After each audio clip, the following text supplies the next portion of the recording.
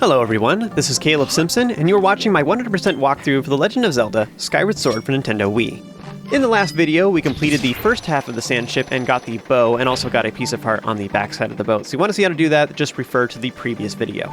So now that we have access to the Timeshift Stone on the mast in the center of the Sandship, we want to shoot that to bring it to the past, and from this point now what we want to do is you can actually create a little shortcut for yourself for later, which is really nice, by shooting the arrow orb that is on the dinghy, which is a little boat that is like a safety boat kind of thing, that is to the north side of the Sandship. So go ahead and shoot that on that upper level, and this will lower it, which will make sense here in a little while.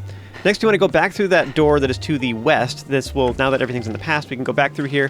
This makes a couple changes. There's not those thunder keys here in that previous hallway, but now back in this room we have some Technoblins to deal with.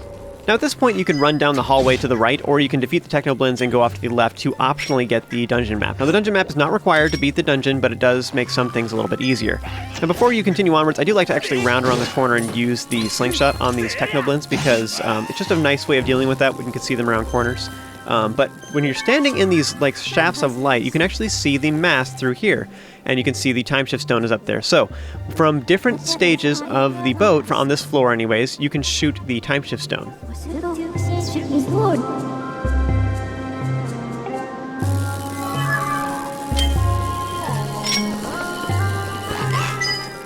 So when shooting through these gratings like this, you don't actually have to worry about the iron bars themselves, because they don't get in the way of your arrows, so you don't have to worry about like lining yourself up perfectly. Just shoot at the Timeshift Stone. This will swap the two doors so that we can actually access this room where there is a chest containing the dungeon map. Now before you leave, you do want to go ahead and pull the nearby lever. This allows us to access this room even in the past, which is, the present.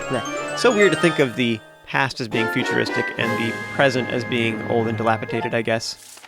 I'm used to video games doing it the other way around, where like the futuristic things is actually future, you know, and then present or past is like all old and basic or whatever. Now real quick, as long as we have the dungeon map, I was showing earlier how I was trying to show that there was a chest over here on the backside of the dungeon, and that is actually the piece of heart that I got in the last video. So if you want to see how to do that, just refer to that video. I also have a pieces of heart guide online as well, both as far as a text guide with maps and stuff like that, as well as a video guide that's on YouTube. So if you are looking for help on any specific pieces of heart, you can always refer to that instead. There's also a bunch of chests on one of the floors too, and we will be getting that later. But now that the area is in the past and we have the bow, you want to go back down this hallway, and this will allow you to shoot through these propellers, whatever. These propellers will be spinning in the past, but during the present, the propellers are not moving. So it allows you to shoot through these holes, so you can shoot the arrow orbs that allow you to get into this room. Now in this room though, you probably want to deal with the thunder keys, because otherwise they'll just come after you, and I heard a sound, so then I was walking around trying to figure out where that was, but sure enough there was some treasure off to one side, so be sure to grab any monster claws in case they drop some. But next go ahead and pull the nearby block. This unveils a little hole, but unfortunately there is a like piece of metal that's blocking the nearby arrow orb on the other side. So stand on the nearby floor switch. This will raise the metal piece that was in the way and allows you to shoot through there while standing on the switch, which will open the nearby door. And again, you can only accomplish this if this particular room is in the present. So next we need the next room that we just unlocked. We need that room to be in the past.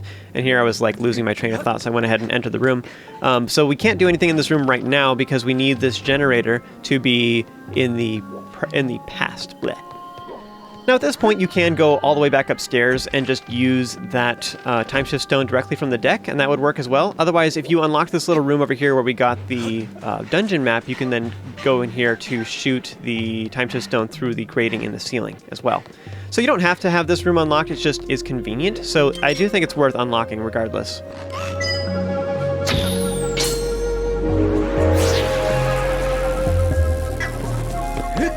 So once you've moved this area back to the past, you want to go back to the door that we just opened, and now that we can access this in the past, there is a Technoblin. Now you can defeat this in a bunch of different ways. I just wanted to show real quick that you can defeat them with the bow. However, just tapping A does not work very good. Instead, what you want to do is hold C if you can, or flick, use C and then flick the nunchuck to charge it really fast. And I didn't really have time to talk about this before during the tutorial, but there's two things that are good about using C. It charges instantaneously, but also it doesn't shake your right hand as much, as my experience. So that's actually pretty cool because it means that you are more accurate. Like meanwhile with A, like sometimes when you're releasing the A button, it'll make your hand shake a little bit. So when you're attacking things at distance, in particular this is true for Fledge's game, but that can actually cause you to miss because of that. Having your arrows charge faster is awesome because they do more damage, but it's just nicer because you don't have to worry about it, but also because it doesn't cause your hand to move much. I think it makes the bow basically more accurate, so I do think it's good. Go ahead and smash the barrels nearby if you want to get some extra arrows, and what that power node did is it activated some nearby pistons. Now, unfortunately, we can't really do too much with that at the moment, so the next generator is a little bit more complicated. Go into the next door, which is on the north side of the boat, and here we have 2 Technoblends. Now, I do like to go ahead and use dashing attacks. I think is the best way to deal with these guys, honestly. And you can totally like run away from them and then start attacking them again. So here you see what I did too is I used that little trick of I backflipped and then held my remote down actually, so that he started guarding from. I think he actually guarding from the side, but regardless, I was holding my remote down. Then I dashed forward. I jumped forward with Z and A, and then swung my Wiimote. And what that did is it makes me attack from above, even though I'm holding down with my remote. So what that does is it guarantees that the Technoblend is vulnerable from above, which is kind of an interesting, weird little trick. I think that's actually a more advanced one that I think a lot of people didn't consider before. Next, you want to push the nearby block onto the switch, and this will cause the nearby windows to open. Now, what this will do is it allows you to get on top of the dinghy if you lowered it earlier. So if you didn't do that, you have to get out of this room, go back up to the deck, and then shoot the dinghy arrow orb to lower the dinghy, then go back down to that room, because you can only enter that room when we're in the past. So we're going to use the dinghy to hit the time shift stone so that we can go back to that room using the dinghy while it's in the present. Complicated, I know. Now, if you do happen to accidentally shoot the ropes of the dinghy, this will make it so that you can't hit the arrow. You know what I mean? You have to position yourself well. I actually had that happen in my practice session. I thought it was kind of amusing because you can grab your arrow again by using a jump attack in place, by using Z and A plus forward and then swinging your Wiimote to do a jump attack in place. Anyway, lower the dinghy and then go back into the room, and as you can see, that door is covered in spikes, so we can't enter this door unless we're in the past. So that's why we had to use the dinghy. But then this allows you to go through the nearby doorway, which this was electric before, so we couldn't get through here. But now that we're back in the present, we can. And so you want to pull the nearby lever, which will open the nearby iron bars on the door, which allows us to get to this room whenever we want. So that's great. Now there's also a grating on the ceiling above, so we can actually hit the time shift stone from here now that we finally have access to this. So do so to bring the area back to the past, which allows you to turn the next power node. Well, it's like so complicated. If you don't know where to go, this dungeon can be pretty darn frustrating, but it's kind of like if you have a general idea of what you're trying to do, it can make it a little bit easier. I think, though, too, if you got really, really stuck with this, you could probably use the Sheikah stones back in Skyloft, and that would probably give you some pretty big hints about how to proceed forward, too. I'm sure Fi probably has some advice as well. She always has various tips you can use throughout. So each one of the generators will activate some pistons that are one floor down, so we're actually going to be now going there now that we have both the generators active. And also, once you've activated both the generators, then Fi gives you a little nudge saying that, by the way, you should probably do what Skipper told you to and go to the brig. So now that we finally have both the generators active, we can finally do that. So go back through these doors to get back to this room, which you can only do this if it's currently in the past, otherwise you're going to have to use the dinghy to get back to this room. But regardless, go ahead and use the other window, which has a ladder here that leads down to a previous floor. Now, if you didn't activate both of the generators, you can only proceed so far in this next room. In this next room, you just want to hop down and run straight ahead, and here we have all these piston things, or chompers, I don't know. It always makes me think of Galaxy Quest, because they sort of make fun of that, how they have these kinds of things in various movies and video games. It makes no sense. There's no reason for these to be here, especially because this is obviously a walkable surface area or whatever. There's ladders and stuff like that. Although that is true in big machinery, like they'll have places where you can get in and actually do maintenance on stuff, even if it's not intended for humans to be around normally, I guess. In this next area, we have a pretty good secret, or whatever, that leads to a bunch of bonus chests. It's not like super hidden or anything. In fact, it has a bunch of like gold borders on it, whatever, to draw attention to it. But what you can do is you can swing over to the area to the west where there is a platform there that we can reach. So go ahead and swing onto this pole, but then press B to stop swinging, and then turn to the right. Now you can totally bonk into this wall behind you. It gets in the way and stuff, but it's okay. So just bonk into it a bunch of times, swing over, and then get onto this platform. So climb the nearby ladder. This actually leads to 5 treasure chests that each contain a bunch of goodies. I think one of them has a silver rupee, but the rest of them all have treasure. And if you look at B3, you can even see that there's like the little alcove that we just jumped into, which is a clue that you can get up here this way. But anyways, this is one of the advantages of having the map, is that it tells you various secrets like this. You got to try and figure out how to get to them. So once you've collected all those, hop back down. You can go ahead and whip to that, or I think you can just jump off and run to the right side as well. Once you reach over here, you want to go ahead and run through all these. This one you have to actually sprint for it, so just wait for the first one to rise, sprint all the way over, and you're fine. This final set of pistons requires you to use the whip to get on top of this first one. Our goal is to climb up onto the next platform. Now if you mess up though, you can just use the nearby ladder to get back up, but our goal is to whip on top of this one and then wait for this particular platform to be raised so you can jump onto the next one.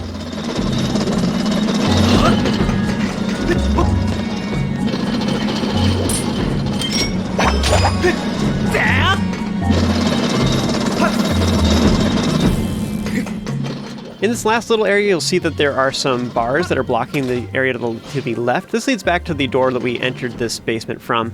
But anyway, basement? I don't know, what do you call the bottom of the boat? I think it's even just called the bottom. Anyways, you want to go ahead and pull the nearby lever. This will lower the nearby bars, and this allows us to get back and create a shortcut. But next, crawl into the hole, and then follow it and go up the ladder to reach the brig at long last.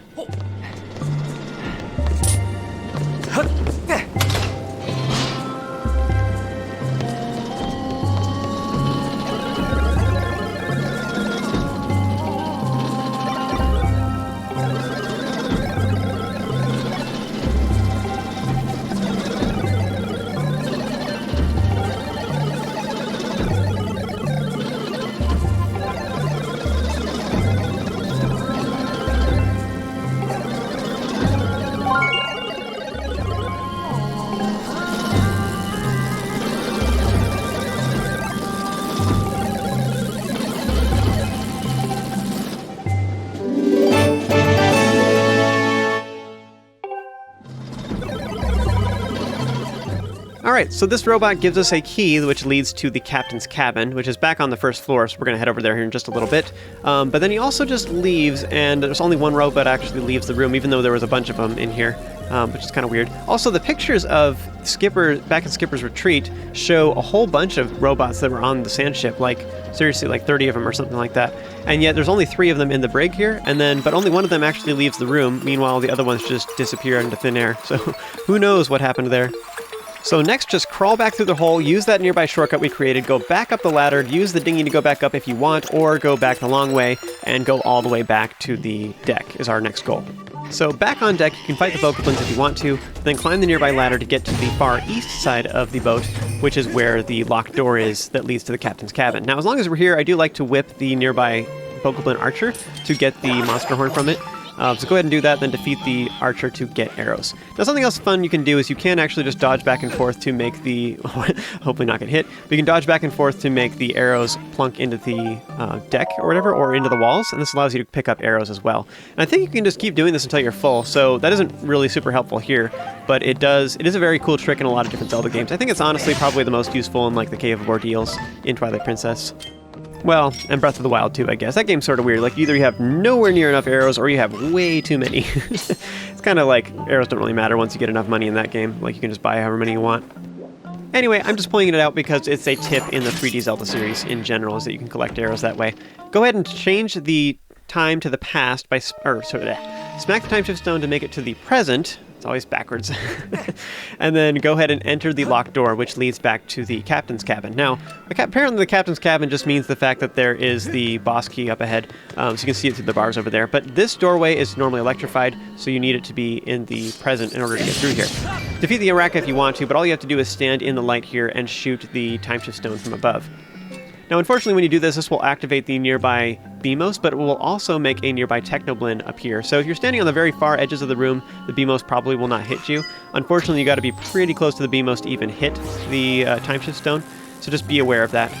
So run away from the Beamos, either that or attack it right away, but it's kind of hard to deal with that and the bokoblin at the same time. Hero is actually pretty lucky, but if the Beamos does get close to you, then just use a shield bash to take care of its beam, and that should be pretty good. So if you kind of quickly use a shield bash, I think you can even use a shield bash if you're not directly facing towards the enemy as well, I think. So you could maybe like target the bokoblin if the Beamos attacks you like through the bokoblin. You could then go ahead and use the shield bash, and I think that would work. Now, before you continue on to the next room, you can actually, just so you know, you can shoot Beamos in the eye with a single arrow, and that will defeat them instantly. So that's another way of dealing with them, including this one in this room. You could do that first, like back up from the bokoblin and shoot the Beamos before anything else happens. But don't panic, because that isn't the only way to deal with them, or, you don't limit yourself to just that option. There is some jars nearby that have arrows, so in case you ran out, but otherwise this room could be awkward if you ran out of arrows, and then you'd have to just load your save game if you got stuck in there, because we can't change the time frame without arrows. So if you ran out of arrows, you could actually get stuck in that game and then have to reload, which which is unfortunate. So in the next room, you want to kill the Beamos. The one that's right next to you could be kind of a problem to deal with. I actually shot it through the grating a little bit ago. But once you've defeated all of the Beamos, this will then open the nearby grating, which allows you to open the chest that contains the boss key. I know, technically it's a squid carving. It's a Minecraft doodle. That's all you really need to know.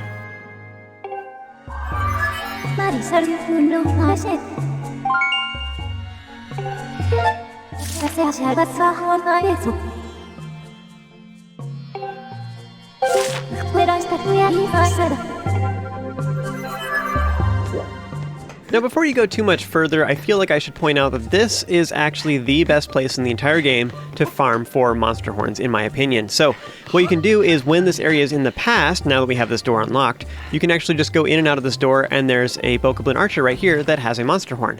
So what you can do is you can just run out here, whip him to get his monster horn, and then go back in the door to make him reappear. So you can just go in and out of this door over and over again and get however many monster horns you need. Now, generally speaking, if you're just getting monster horns whenever it's convenient, you should have more than enough to get all of the upgrades in the game. You only need a total of 8 monster horns to get all of the upgrades, if you're doing that anyways. If you're not doing that, then you don't need as many. But anyway, if you want to, you could just quickly go in and out of this door and get however many you need. So for example, I have 7, so if I get 1 more monster horn, that's all I need. But yeah, so just point being, if you think you're just going to keep forgetting about it and you're just going to keep defeating Bokoblins like normal and you don't want to constantly switch and do it, you could get all of your monster horns right now, and then that would be awesome, and you'd just be done for the rest of the game. So our next objective is to head to the boss door. We actually did stop by the boss door earlier at the very beginning of the dungeon, but we couldn't do anything with it at the time, obviously. So you want to go ahead and... the one comment I will make, though, is it does need to be in the past. So we're currently in the past, everything's all technological, whatever. In the present, the boss door is covered with a bunch of spikes or whatever, so you can't actually access it.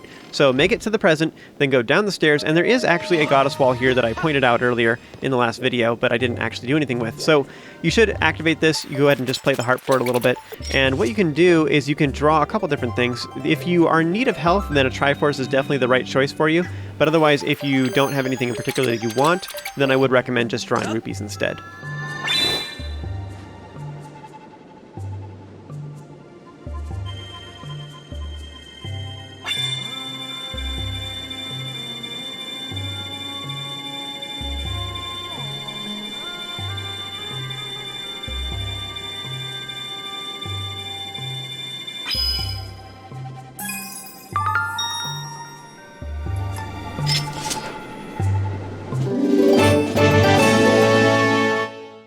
There's basically no enemies along the way, but you just make a run for it and you should be fine. But once you finally get to the boss door, you want to smack the nearby barrels to get some arrows, and then save at the statue and also sit on the nearby stool to regenerate all your health. So do all those things, save, and then enter the next door to confront the boss. I always kind of forget the position of these keys. They always start out in the same position too, so for speedrunning purposes I have them written down somewhere. But anyways, you just want the squid to be upright and pointing to the left.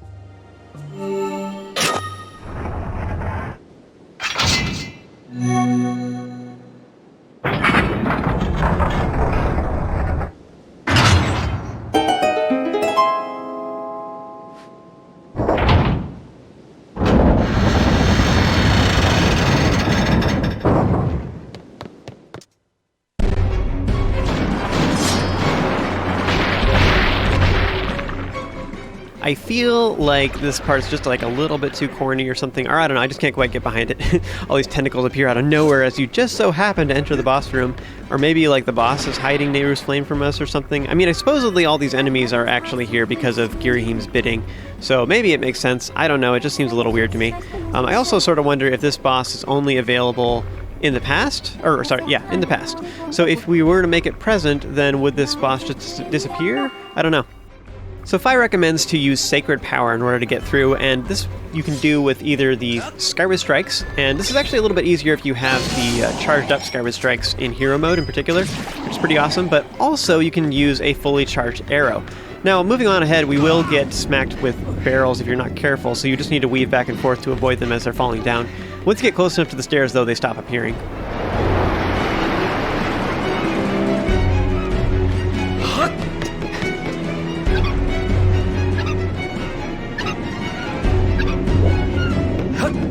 You can just dodge past all these up arrows, which is usually what I do, but alternatively you could also just smash your way through here using your sword. So you could just break any ones that get close to you. Honestly, you only have a couple to deal with, and I think you could actually break them with arrows too, although that's going to be a huge waste of arrows, but you could do that.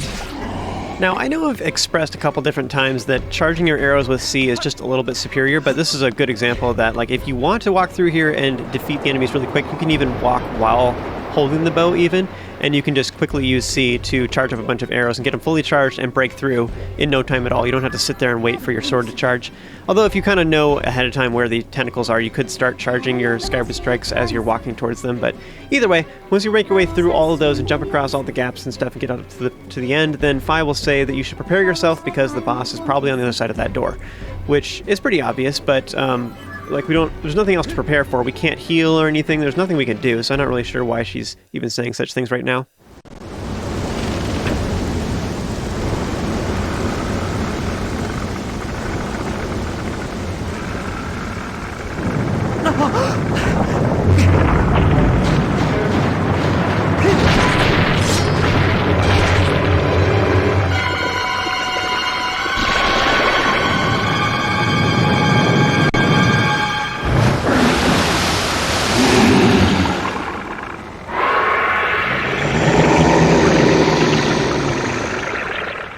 Oh no, Abyssal Leviathan, Tentalus. It just looks a little too cute to be fearsome, I don't know. And every time I look at this, I can only think one thought, but I bet you I'm not the only one.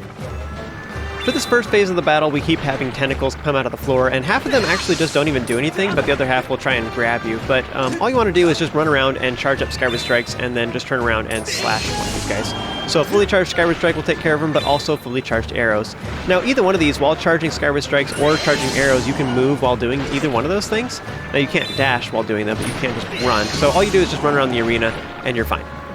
I will say between the two that the Skyward Strikes I think are easier, but the bow you can kill tentacles faster, so you can kill them like whack, whack, whack, a whole bunch of them in a row if you're using C especially. Once you smack the tentacles enough, then the boss will reveal itself and yell at you, and it will weave its head back and forth so it makes the eye kind of difficult to hit, so there's this brief moment after it yells where it will just sit there for a moment before it attacks. And if it does attack, you just have to dodge either left or right to avoid its arms from smacking the deck of the ship. But if you successfully shoot the eye, then this will stun the boss temporarily, which allows you to run forward and start doing some damage. So do as much damage as you can, and then it will go back into the ocean, and it will start doing the tentacle phase again. Now at this point, we actually have more tentacles than we did the last time, but the process is the exact same. Just run back and forth and shoot the tentacles with Skyward Strikes or arrows.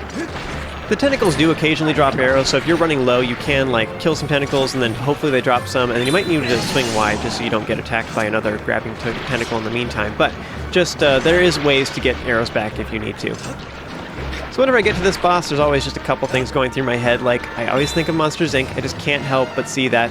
And then the other thing I think about is the last boss battle of Phantom Hourglass, which is an awesome game, by the way. But I think of that battle with a side order of OSB. You know, we got lots of OSB here. And then finally, of course, Morpha. You know, Ocarina of Time. You can't have a tentacle boss without Morpha coming to mind. This is particularly true because of a trick I'm about to show here in a little bit, which was also something that you could do for the Morpha battle. So that'll make sense here in a moment.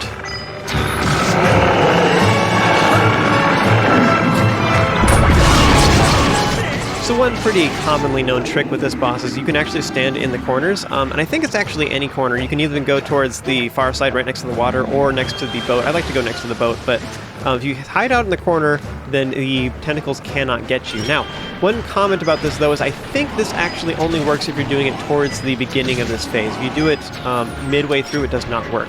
So here I ran forward because I was running out of arrows. I wanted to grab these before they disappeared. I ran to the other corner, but then the tentacles ended up grabbing me. So I'm not sure what the deal was here. Both, I think, too, because a tentacle appeared right on top of me, but also because there was some near the water. But they ended up grabbing me, and this really surprised me. I think maybe if I had shot the tentacle that's in the water, then maybe that would have been fine. But see, this one that grabbed me was right in the middle of the boat, so I'm not really sure what was going on here. Regardless, I know that if you hang out in the corner at the beginning of this phase, you cannot be grabbed. But yeah, this actually really surprised me. I was really shocked that this happened in the middle of my recording. But apparently tentacles are just evil. They keep grabbing you one after another.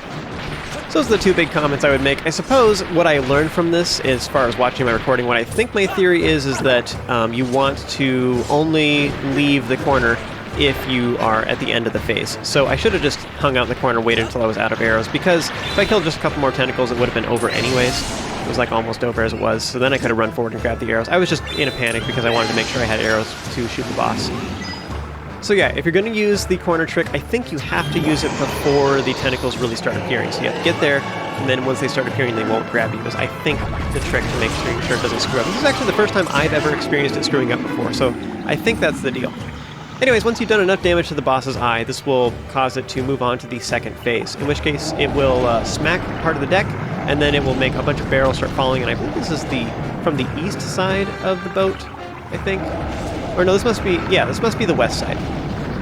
So climb on top of the nearby box, and then climb onto the next ledge, and hopefully the barrels don't smack into you while you're doing this, but that could happen. It's kind of random, so it's hard to plan it out just right. But this will lead to the far west side of the boat, and I think actually you could have technically gone up here when we were on top of the mast. You could have hopped down and get on top of this platform. There wasn't anything we could have done at that point, though. Although, as a comment, if you forget to get the heart container, that's how you get there, is you climb on top of the mast and then jump down. So if you're fast enough, you can shoot the boss's eye with an arrow to stun it so you can smack it, but that is a little bit risky. I was kind of lucky there, honestly. But anyways, what you'll probably experience is this right away, is you'll have to deal with these tentacles before they get to you. So all you have to do is just slash the sword a whole bunch. I do recommend you get further back just because it's a little bit easier to aim at the boss, for one thing. So slash the little tentacle snaky things, and then shoot at the boss if you can. My controller got all wonky there for a second, but anyways, shoot the boss, and then run forward and smack it again. And the snakes will occasionally drop arrows, so if you're out of arrows or whatever, you might just have to hang back for a couple phases of the snakes chasing after you. But it's not too bad, but just do that until you get enough arrows, and then shoot the boss in between its attack phases. Alright, so that's how you defeat the boss of the Sandship. Now, at this point you're probably thinking, oh no, the ship's all destroyed or whatever, so how is this, can you ever come back here? And the answer is yes. So what happens is Skipper will actually put the ship back together. I realize this is kind of spoilers a little bit, but I want to talk about it because if you fail to get this heart container, or you're trying to figure out how to get that piece of heart from before, then all you have to do is go find Skipper in the Linear Sand Sea and then ask him to take you to the ship. And then meanwhile, he and his crew have rebuilt it and put it all back together, which seems like a lot of work, but it's instantly all back together, all happy again. So whatever, you can go there, and to get to both of those, the piece of heart and the heart container, you can just climb up the mast and then hop down. So on the west side, it leads to the heart container. On the east side, it leads to the piece of heart. So I realize that's like a smidge spoilery. The reason I'm doing that is because I've had numerous people over the years send me various messages on different social media platforms and stuff, asking me those very questions. So I wanted to make sure I addressed it, because I bet you there's a lot of people that are watching this video right now. That's the reason why they're here. So I just wanted to address those things.